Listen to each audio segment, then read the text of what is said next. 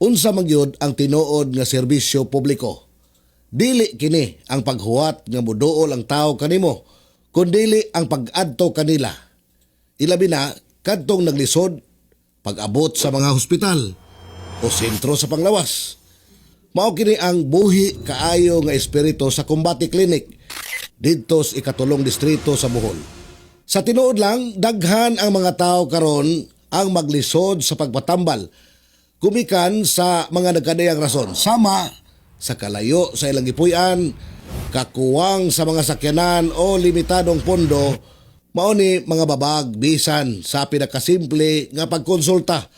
Apan dunay programa nga gitawag og Combati Clinic sa Tercero Distrito sa probinsya sa Bohol nga naghatag og solusyon. Gida nila ang libre og di kalidad nga serbisyong medikal diretso sa pultahan sa matag panimay. Di lang kini basta paghatag og tambal, kini pagtahod usab sa dignidad og katungod sa tanan. Why angay ikabalaka tungod kay layo ang ilang gipuy-an. Ang pag-atiman sa panglawas kinahanglan way eksepsyon og dili kini babag. Niining maayong kalihukan, makita nato nga grabe nga sakripisyo. Ang mga doktor mao'y nangunay sa pag-atiman og nagpakita sa ilang pagkakugihan. Sila si Doc Angela o Doc Gio, mao ni sila ang kanunay nagpakita sa ilang dedikasyon sa trabaho. Sila karon ang pinangita og sinaligan dito. Kining klase sa mga doktor, mao ni sila ang sarang og takos natong daygon.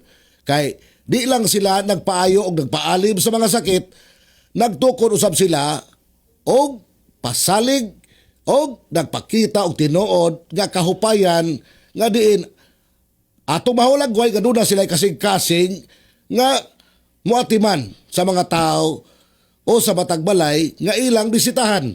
Talagsaon ang ilang panag-ingnan. Ang pulong nga mo serbisyo ilabi na sa natad sa panglawas.